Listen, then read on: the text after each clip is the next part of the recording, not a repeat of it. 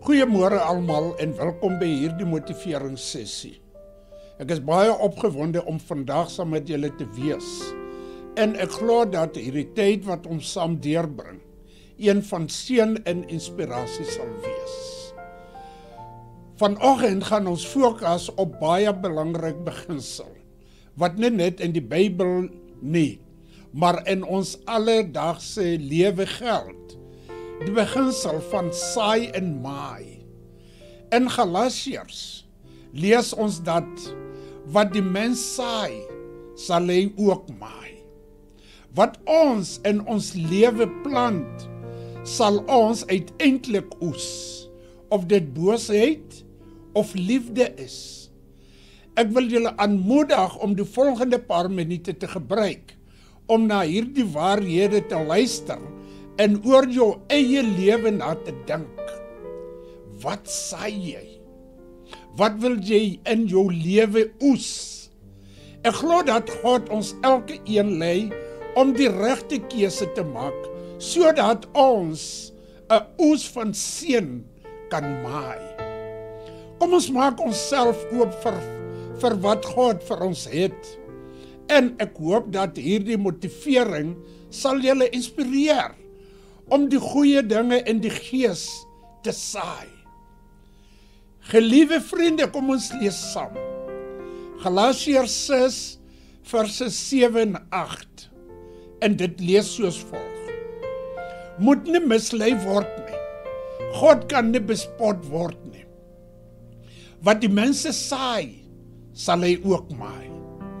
Wie in sy vlees saai, sal uit die vlees verderf maai. Maar wie in die gees saai, sal uit die gees sy ewige lewe maai. Geliefdes, kom ons kry ons tema vir die week.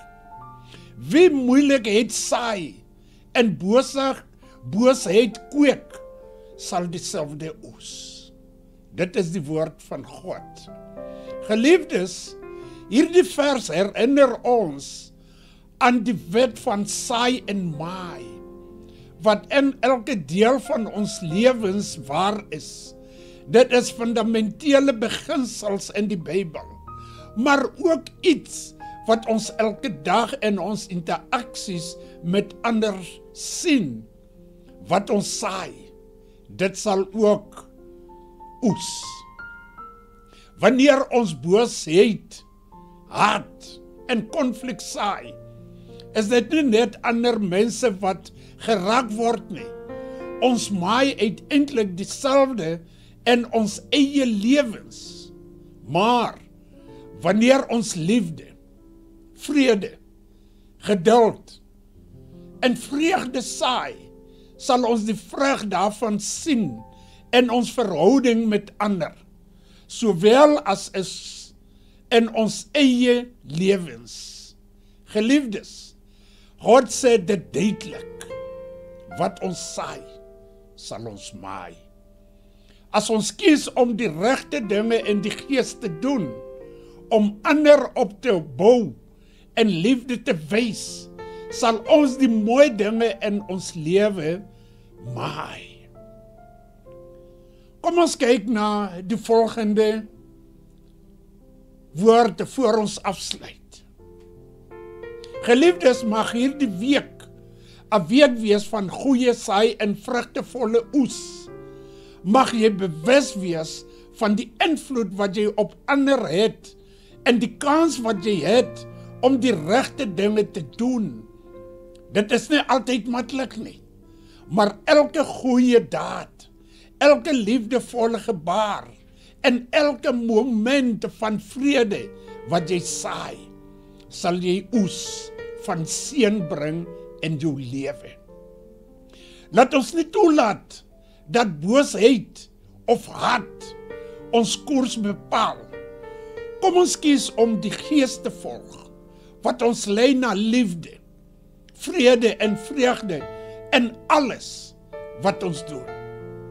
Geliefdes, kom ons bid saam, as ons hierdie motivering van ons afsluit. Vader, help ons om die regte dinge te saai. Liefde, vrede en geduld. Mag ons nie deur boosheid of haat ons pad uittrap nie, maar die goeie saad plant wat uiteindelik 'n oes van vreugde en seën bring. Ons vertrou op U, dat U ons lei om in die Gees te saai, sodat ons die ewige lewe kan maai. Amen.